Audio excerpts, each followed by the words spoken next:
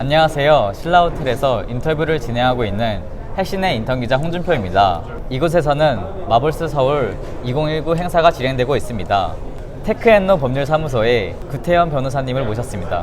변호사님 안녕하세요. 네, 안녕하세요. 네, 반갑습니다. 인터뷰를 진행하기에 앞서 간단한 자기소개 부탁드립니다. 네, 저는 테크앤노 법률사무소 구태현 대표 변호사입니다. 다만 최근에 바로 오늘 내일인데요. 제가 법무법인 린이라는 큰 로펌하고 합병을 해서 네네. 이제 다음부터는 법무법인 린 소속 변호사로 인사드리게 될 것 같습니다. 린에서 테크앤노 팀 부문장을 맡고 있게 됐습니다. 네. 변호사님께서는 사법시험에 합격하신 후 IT와 관련된 기술법 분야의 수사를 해오셨고 현재는 IT 전문 변호사인데요. 이렇게 IT 기술법에 관심을 갖게 된 계기가 있나요? 네, 일단 IT 기술법에 대해서 관심을 갖게 된 건 당연히 변호사 시험 합격 이후일 거고요. 예전엔 사법시험이었습니다.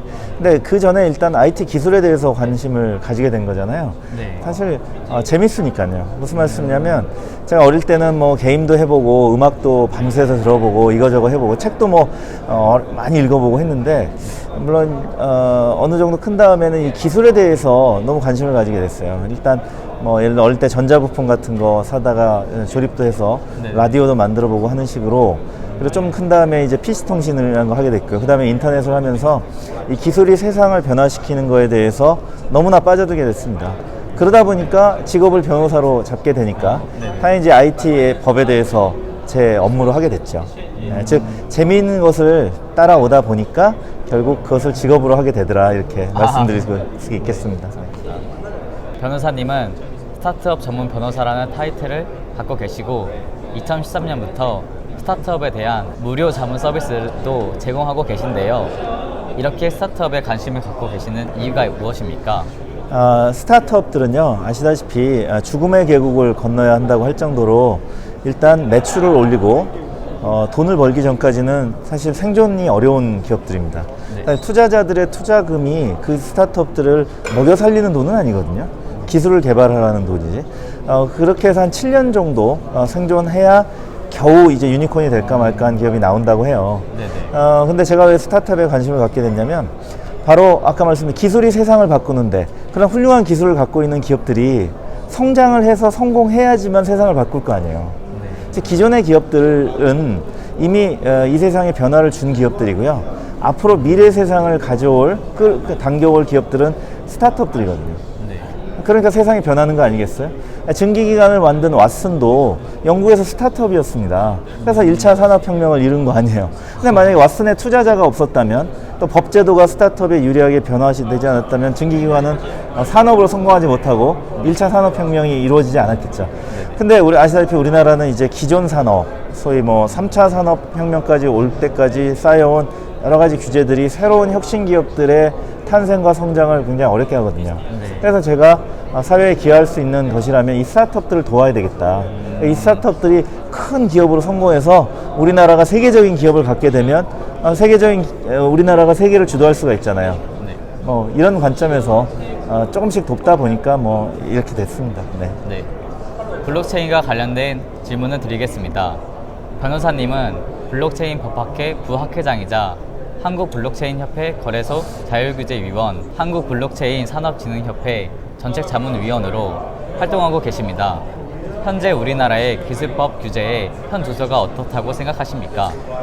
블록체인에 관심을 가진 이유부터 먼저 좀 말씀드려야 되겠는데, 마찬가지예요. 제가 기술을 좋아하니까 기술이 세상을 바꾸는 것에 매료가 돼서 기술법에 빠져들게 됐고, 그러다 보니까 이 기술을 가진 기업들이 기술 개발을 하려면 규제가 먼저 해소가 돼야 되니까 스타트업을 돕게 됐다 말씀드렸죠.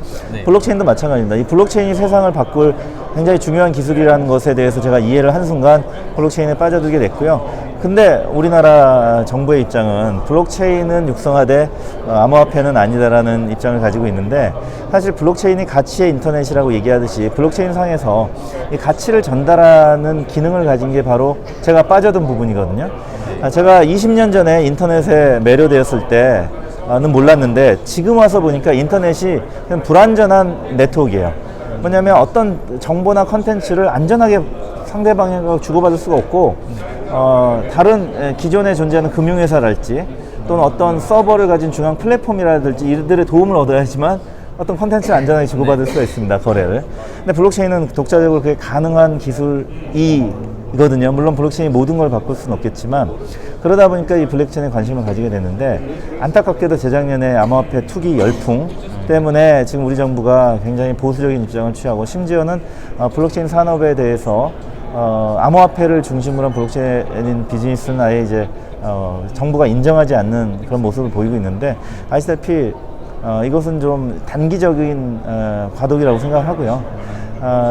이제는 옥석이 가려지고, 특히 실질을 가진 서비스를 가진 기업들이 암호화폐 생태계는 그냥 토큰 경제라는 이름으로 자신들의 서비스를 펼칠 때 글로벌하게 펼칠 수 있는 어떤 수단으로 이제 점점 지나가고 있잖아요.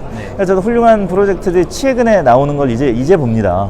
그다음에 이제 정부의 규제도 이에 맞춰서 좀 유연화되기를 기대하고 있고요. 오늘 마침 이 마블스 행사에서도 아까 키노트 스피치를 하신 여러 교수님들 분들도 똑같은 얘기를 하셨어요.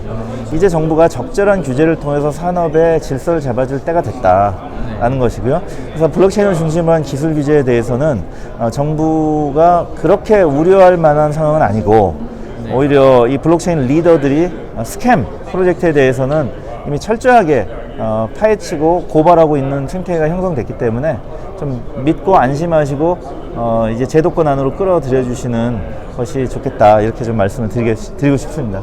네. 다음 질문 드리겠습니다. 변호사님께서는 책도 내셨는데 제목이 미래는 규제할 수 없답니다. 이 책의 요지가 무엇인가요? 제목이 미래는 규제할 수 없다라면 현재의 규제가 많다는 얘기잖아요. 즉 이 책의 주제 한마디로 얘기하면 우리는 기술 규제가 너무 많아요. 즉 미래 사회를 이끌 새로운 신생 기업들, 아버지 세대가 소명을 다하고 미래 사회의 주도권을 넘겨줄 그러한 미래 기업들은 지금은 베이비 기업들이잖아요. 이들 기업이 성장하지 못하게 하는 규제가 너무 많으니까 제가 그걸 보다가 못해서 이 책까지 쓰게 됐습니다. 제목을 어떻게 할까 고민하다가, 미래를 지금 규제하게 되면 미래는 없다라는 뜻에서 미래를 규제하면 안 된다라는 뜻을 담아서 제목을 이제 은유적으로 미래는 규제할 수 없다라고 만들었고요. 즉 우리나라가 디지털 트랜스포메이션, 디지털 변환을 통해서 미래 사회로 바로 변환을 하려면 정부의 역할과 기능이 새롭게 쓰여져야 된다. 즉 과거처럼 정부가 모든 일을 다 해야 되고 모든 부작용을 통제하게 되기 때문에 정부의 역할이 너무너무 비대해서 뭐 좀 이렇게 규제하는 쪽으로 해야지만 사회가 안정되는 이런 시대는 아니라는 거죠. 이제 훌륭한 기업들, 특히 온라인 플랫폼 기업들이 정부의 역할을 대신하고 있습니다.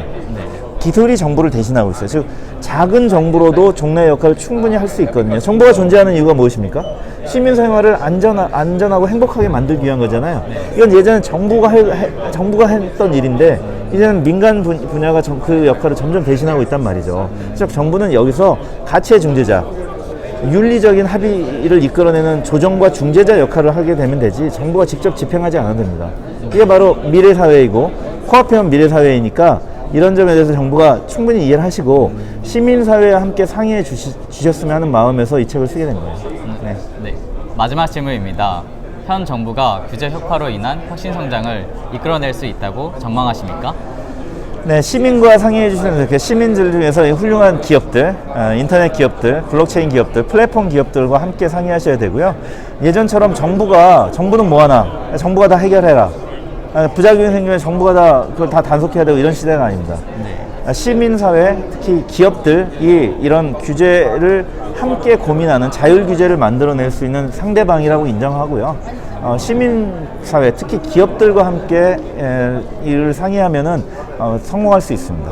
근데 정부가 여전히 혼자 부작용을 다 단속하고 집행하고 벌을 주고 해야 된다고 생각을 하니까 뭘 바꾸기 어려운 거죠. 일례로 지금 보세요. 인터넷 기업들이 어떤 코드로서 비즈니스 모델을 만들면 그것은 모두에게 일정하게 적용이 됩니다. 그러니까 그걸 회피해서 어떤 사업을 하기가 어려워요. 예를 들어 카풀을 허용한다고 할 때 서울의 일정 지역에서 그 택시 수요가 초과되는 지역에서만 카풀을 허용하면 드라이버들에게 그 지역에서만 매칭이 되기 때문에 딴 데서는 불법 카풀을 할 수가 없어요.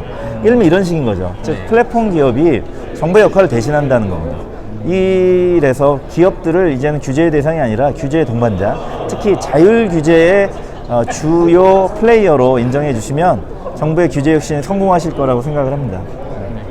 지금까지 구태환 변호사님과의 인터뷰였습니다. 감사합니다. 네, 감사합니다.